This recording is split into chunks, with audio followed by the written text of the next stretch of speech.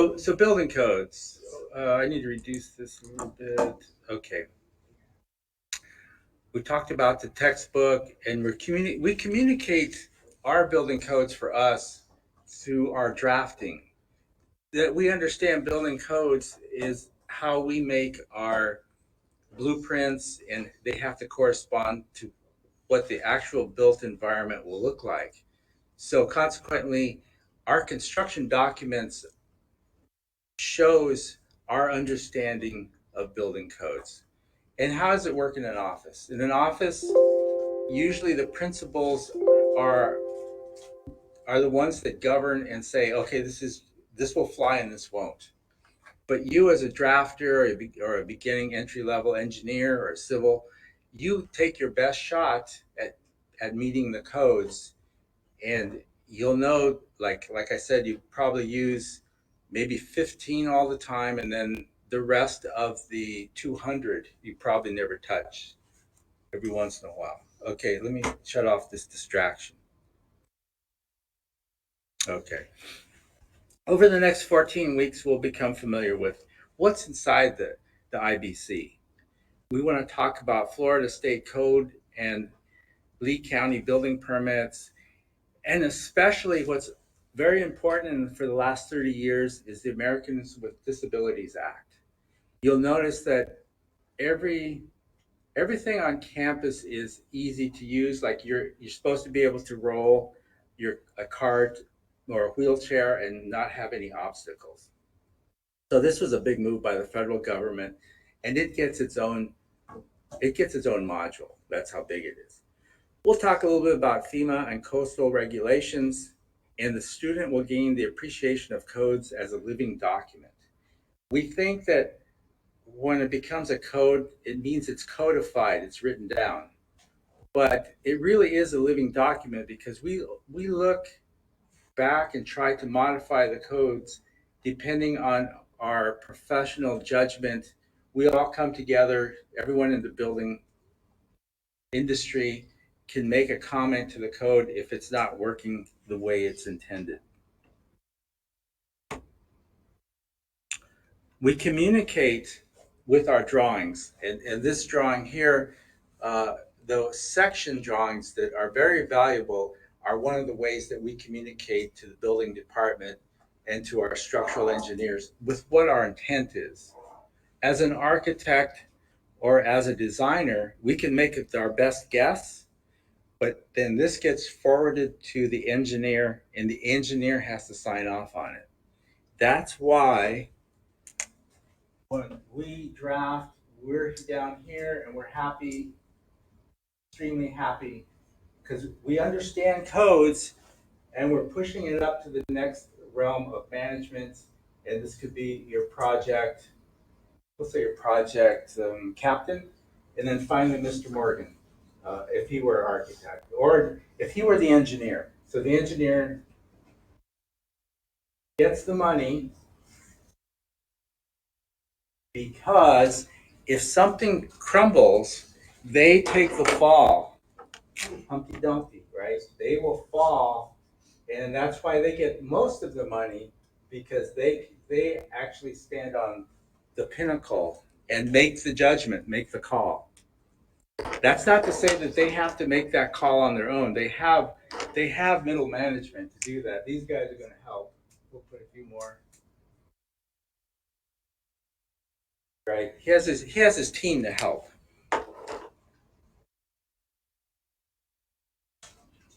The main purpose of codes is to protect public health, safety, and general welfare.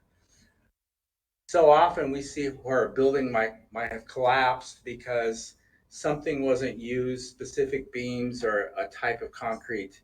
The main purpose of building codes are to protect public health, safety, and general welfare as they relate to construction and occupancy of buildings and structures. The building code becomes law in particular jurisdiction when formally enacted by the appropriate authority, the authority who has jurisdiction over you where you're doing your work. And we've created all these laws that govern building construction, and we abide by them. Building codes are generally intended to be applied by architects and engineers, but they're also the contractor. They're also the environmental scientists, real estate developers, contractors, manufacturers of building products and materials, insurance companies, facility managers, tenants. Like when you as a homeowner come into contact with building codes when you do remodeling, or your contractor takes care of it for you. But if you're doing your own patio, your driveway, you have to know what the general guidelines are. That's where the building department comes in. Sometimes they provide you with a handy homeowner's guide to simple things that you can do.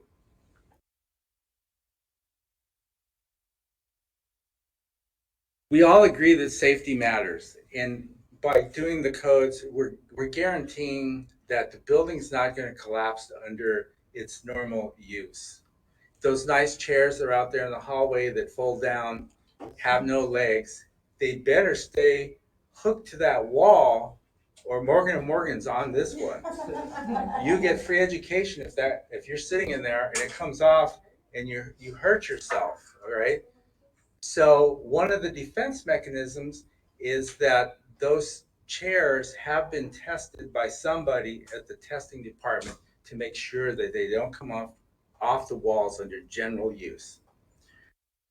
Because safety matters. Building codes were developed to ensure that buildings would not collapse. That's the basic thing they're here to do. They want to provide protection to their occupants. They want to have enough structural stability to escape during a fire. So we're adding one more thing to that. Not only do they provide safety, but they have to provide us enough time to evacuate if something goes wrong.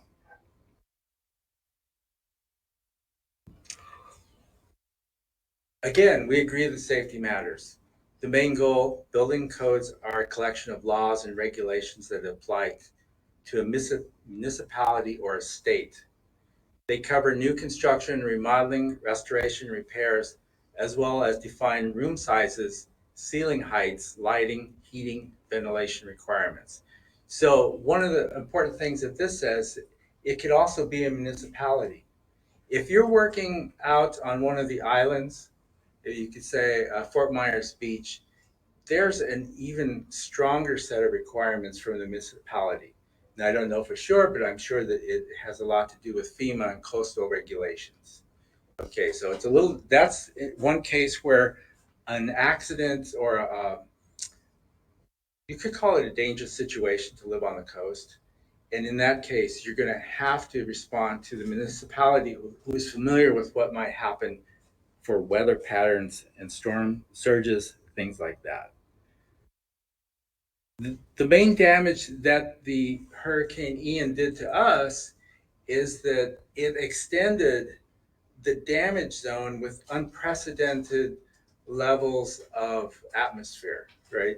So it wasn't expected to do, not that the hurricane wasn't expected, but during the time that the city starts its foundation, they didn't expect a lot of this storm surge to happen. Building codes generally include fire codes. We spend 1 to 2 weeks talking about fire codes that reduce the risk of a fire and ensure safe evacuation in the event of an emergency. Requirements for earthquake, hurricane, tornado, flood, tsunami, especially in disaster prone areas for very large buildings where a failure would be catastrophic.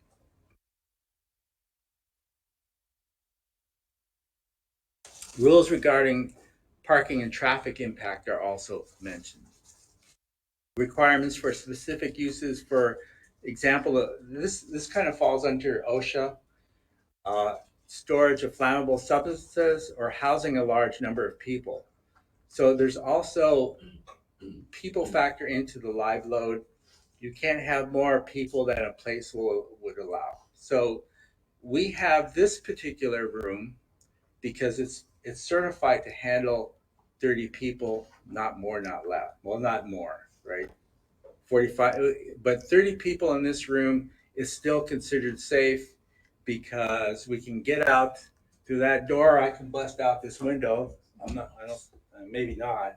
maybe not, but I'll run out that door. Okay. Women and children first. Okay. And energy provision. The news thing here is energy provisions. We have a whole, I could do a whole nother class in sustainability about energy provisions and consumption, but you get this during your sustainability class. Am I not correct? Now you can have grandfathering provisions unless a building is being renovated. A building code usually does not apply to existing buildings. This is really this is a fun thing, grandfathering, because you have this situation in certain municipalities. I'm going to speak about Fort Myers Beach, where you can remodel your house to a certain extent. Say you got one of those 1950s little shacks. I don't even know if they're there anymore. Like that wouldn't survive. Like I shouldn't even talk about it because I don't know what's there now. But if in the day you were going to remodel it more than 20% new, you would have to you'd have to tear it down and build up this all the requirements for a hurricane. Yeah. So that's why when I first visited Fort Myers Beach, I said, "Oh, this is cute, the quaint 1950s, all these little bungalows, you know." But they're worth, yeah. But it's like it makes it seem like we're back in time, like life is simple. But it's just that they can't renovate that to bring it up to code. It's just it's more than what the property is worth. Okay, so that's a grandfathering. So they allow you a grandfather clause if your building is old and it was made at a different point in time.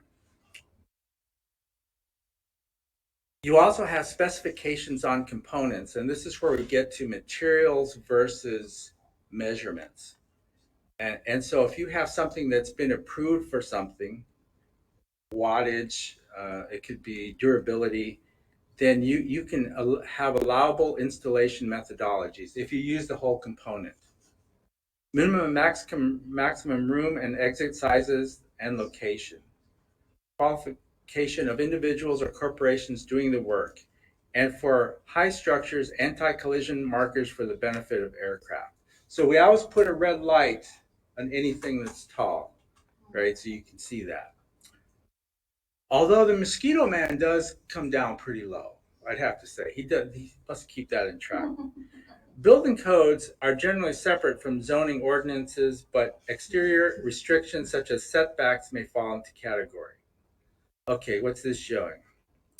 Okay, so here's everything that the building code regulations kind of touch. Kind of touch ventilation, structure, fire resistance requirements, fire protection systems, height limits, area limits, construction material controls, and egress. And what is egress? Egress is the way out of here.